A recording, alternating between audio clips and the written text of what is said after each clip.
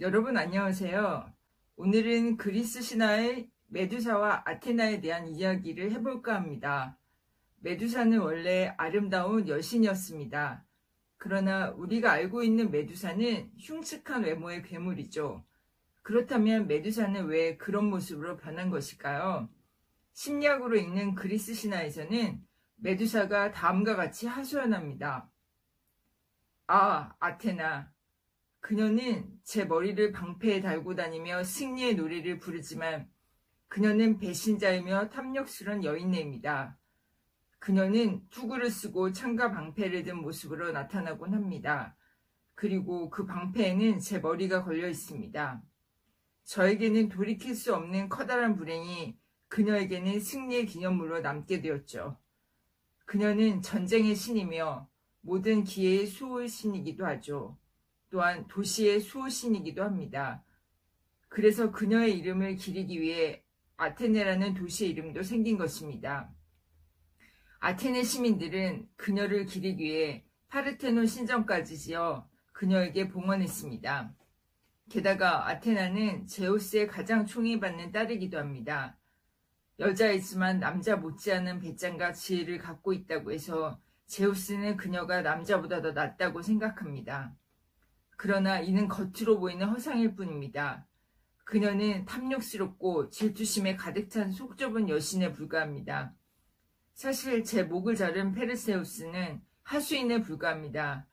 그는 저 메두사를 처치함으로써 영웅의 반열에 오른 인물입니다. 하지만 그가 한 것이 무엇입니까? 도둑과 상인의 수호신인 헤르메스에게서 받은 검과 아테나에게서 받은 거울처럼 반짝이는 청동 방패가 없었다면 그는 감히 제 목을 자르지는 못했을 겁니다. 그렇다면 왜 아테나가 페르세우스를 도와주었을까요? 여기에 바로 제 죽음에 관한 비밀이 숨겨져 있습니다. 페르세우스의 영웅다움에 매료되어서일까요? 아니면 그가 자신의 어머니인 다나에를 폴리데크테스란 왕으로부터 보호하고자 하는 효성에 감동해서일까요? 많은 분이 그렇게 알고 있지만 사실 아테나는 그렇게 인정이 많은 여자가 아닙니다.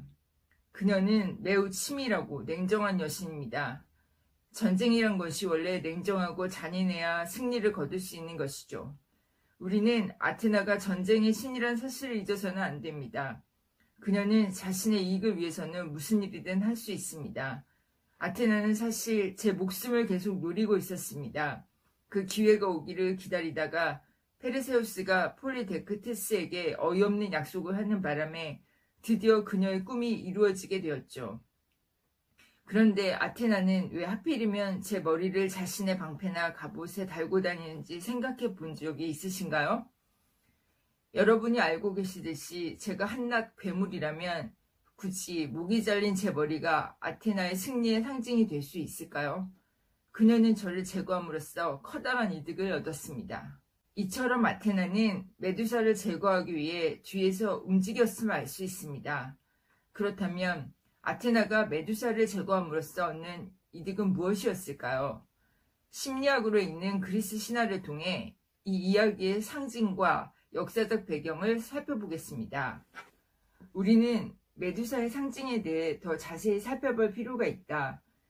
메두사가 아테나에게 원한을 품은 원인과 아테나가 페르세우스에게 청동 방패를 준 이유는 역사적인 배경을 살펴보아야 알 수 있다. 아주 오래전 북아프리카와 이집트에는 네이트라는 여신이 있었다. 이 여신은 리비아 쪽에서는 아나타로 불렸다. 당시 북아프리카 지역의 사람들은 그리스와 많은 교류가 있었다. 기원전 4000년경 리비아의 망명장들이 크레터 섬에 도착했는데 이들은 아나타 여신과 함께 상륙했다. 아나타 여신은 곧 그리스 본토로 진출했고 그리스에서는 아나타가 아테나로 이름이 바뀌게 되었다. 아나타 여신은 원래 아테나 여신과 메두사 여신의 두 측면을 모두 갖고 있는 여신이었다. 그러나 그리스에서는 아나타 여신을 받아들일 때 아테나 여신의 측면만을 받아들였고 아테나는 마침내 올림푸스의 주신이 되었다. 이리하여 아나타 여신은 아테나와 메두사 두 여신으로 분리되었다. 그런데 아테나가 올림포스의 주요한 여신이 되면서부터 많은 부분 변형이 이루어지게 되었다. 그리스에서는 이미 남성 신들이 중심이 되고 있었다. 따라서 원래 아나타 여신이 갖고 있었던 많은 부분이 버려지거나 억압될 수밖에 없었다. 아테나 여신은 올림포스 주신의 대열에 끼기 위해 자신의 조상인 아나타 여신과의 관계를 끊고 심지어 배신을 해야 했다. 즉, 아테나는 여성신이지만 자신이 갖고 있는 여성적인 측면을 모두 버리고 남성적인 신으로 변모해야 했다. 그래서 아테나는 여신이지만 처녀신으로 남아있어야 했다. 그녀는 자신의 성을 버린 것이다. 또한 자신의 조상신인 아나타와의 관계를 청산하고자 자신을 낳아준 신이 제우스라고 주장하게 된다. 아테나의 탄생 신화는 이렇다. 제우스는 어느 날 머리가 너무 아파서 아들인 헤파이스토스에게 도움을 청했다. 이때 헤파이스토스는 양날 도끼로 제우스의 머리를 내리쳤는데 제우스의 머리에서 창과 방패로 무장한 아테나가 태어났다고 한다. 이는 아테나가 남성 중심적인 신의 사회에 완전히 복속하게 되었음을 의미하는 사건이다. 이후 아테나는 자신과 뿌리를 같이 하는 메두사와 경쟁관계에 놓이게 되고 둘은 투쟁을 벌인다. 당시 아테네에서는 전쟁의 신인 아테나와 바다의 신인 포세이돈이 아테네 시의 주신으로 자리 잡기 위해 투쟁을 벌이고 있었다. 이때 메두사가 나타난 것이다. 메두사는 북아프리카를 넘어와 그리스로 상륙하면서 전략적인 제후를 벌이게 된다. 그 대상이 바로 포세이돈이었다. 아테나는 아테네 시의 주신의 자리가 위협을 받자 더 이상 참을 수가 없었다.